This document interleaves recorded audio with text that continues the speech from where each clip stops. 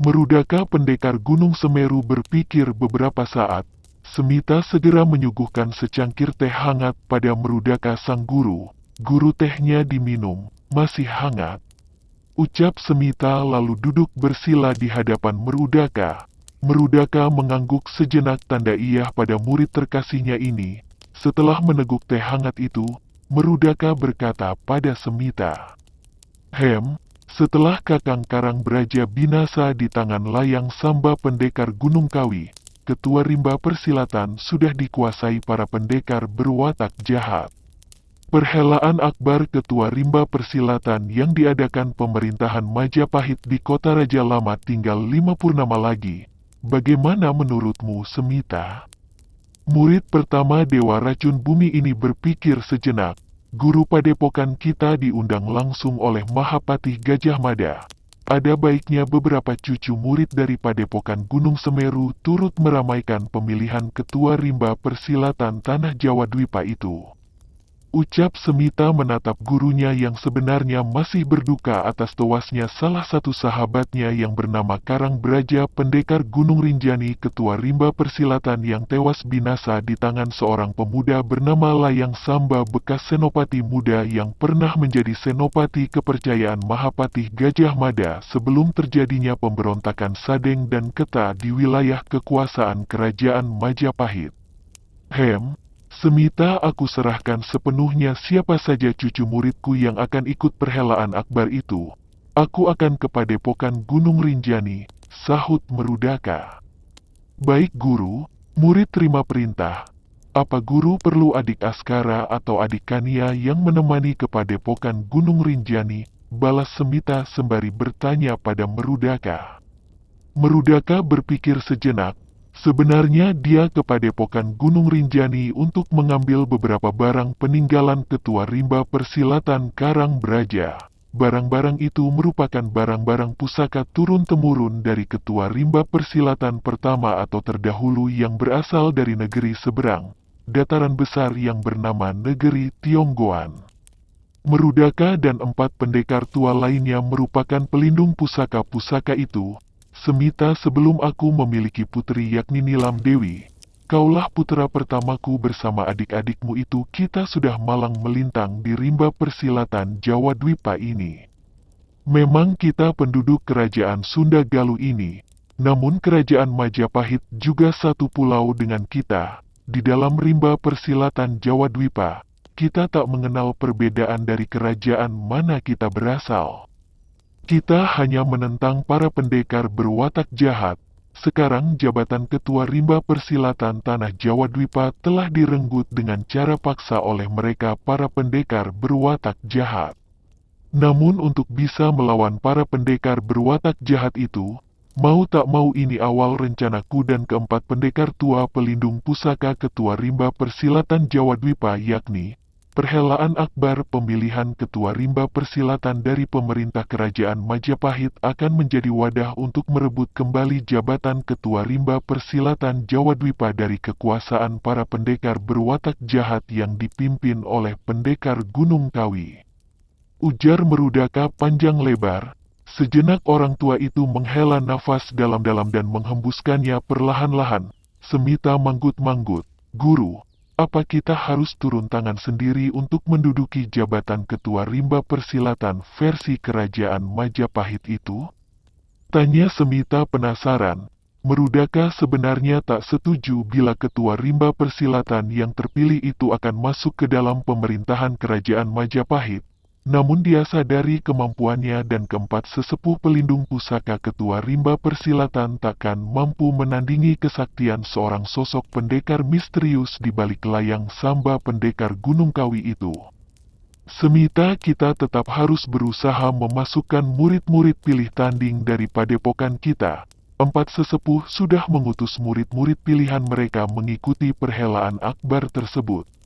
Jawab Merudaka menatap kedua telapak tangannya. Guru, saran saya yakni bila adik Askara dan adik Kania kembali turun gunung mengemban tugas dari Dewan Sesepuh Rimba Persilatan, dan itu juga berarti memenuhi undangan Mahapatih Gajah Mada tersebut. Ucap Semita memberi sarannya pada sang guru. Guru lihat Yundari murid Askara dan Winarsi murid Kania sudah menguasai seluruh kepandaian guru mereka masing-masing. Guru ingin Yundari dan Winarsi menemani guru ke Gunung Rinjani, sedangkan guru mereka berdua mengikuti perhelaan akbar tersebut. Ujar Merudaka, "Baik guru, aku akan segera memberitahu hal ini pada Adi Askara dan Adi Kania." Balas Semita lalu bangkit dari duduk bersilanya, bermaksud keluar menemui Askara dan Kania. Semita tunggu sebentar," seru Merudaka merentangkan tangan kanannya pada Semita sembari ikut bangkit dari duduk bersilanya. "Iya guru," sahut Semita berhenti melangkah dan mengikuti langkah Merudaka yang berjalan ke pembaringannya. "Semita, tolong ambilkan peti pusaka di bawah pembaringan," pinta Merudaka pada Semita yang sudah berdiri di samping kanannya. "Baik guru," balas Semita lalu melakukan yang diminta sang guru, sedangkan Merudaka membalikkan tubuhnya dan melangkah ke sebuah meja di sudut kanan biliknya. "Semita, bawa ke sini peti pusaka itu," pinta Merudaka pada Semita yang baru selesai mengeluarkan sebuah peti berukuran 1 tombak panjangnya dengan lebar setengah tombak dan memiliki ketinggian 2 jengkal tangan orang dewasa. Nampak seperti sebuah kotak pipih. Semita melakukan yang diminta Merudaka.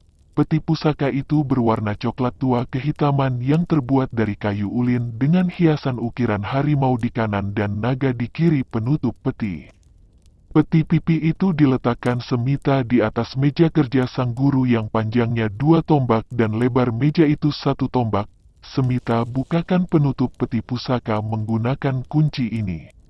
Pinta Merudaka sembari menyodorkan sebentuk plat besi sejengkal panjangnya dan sebesar jempol orang dewasa. Tak lama kemudian, guru apa perlu sampai mengeluarkan senjata pusaka Gunung Semeru? Tanya Semita penasaran. "Senjata ini sudah saatnya keluar dari padepokan Gunung Semeru, dan kamulah yang akan guru wariskan," jawab Merudaka sembari kedua tangannya mengangkat keluar sesuatu dari dalam peti pusaka itu. Semita nampak takjub melihat pusaka itu memancarkan cahaya merah kebiruan di mana sinarnya memancar hingga menerangi ruangan bilik itu.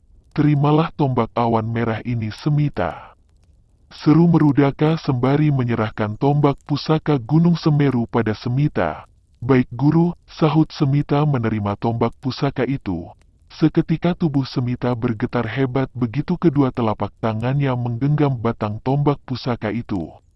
Semita segera menghirup hawa murni dan mengeluarkan tenaga dalam awan merah yang merupakan perpaduan hawa murni inti angin dan inti api kedua telapak tangannya. Merudaka tersenyum melihat kesigapan murid kesayangannya bisa menaklukkan tombak awan merah hanya dalam waktu beberapa kejap mata. Dia teringat dulu dia sendiri perlu waktu hampir 1/4 minuman. Semita mulai sekarang pergunakan tombak awan merah untuk memerangi keangkara murkaan. "Sekarang tolong persiapkan keperluan guru ke Gunung Rinjani," ucap Merudaka. "Baik guru," balas Semita menunduk takzim sejenak pada Merudaka lalu melangkahkan kakinya keluar dari ruang bilik sang guru sambil membawa tombak awan merah yang nampak terselubung lapisan kebiruan dan tombak itu memancarkan cahaya merah tua. Sepeninggalan Semita, Merudaka mengambil 4 gulung kulit kerbau kering di dalam peti pusaka itu dan memasukkan ke-4 gulungan itu ke dalam buntalan pakaiannya. Semakanan nasi kemudian, nampak Merudaka menunggang seekor kuda berwarna putih kapas keluar dari gerbang padepokan Gunung Semeru bersama 2 wanita cantik yang masing-masing juga menunggang kuda namun berwarna coklat tua. Kedua wanita dewasa itu usianya sama yakni 22 warsa. Mereka adalah Winarsi dan Yundari cucu murid Merudaka.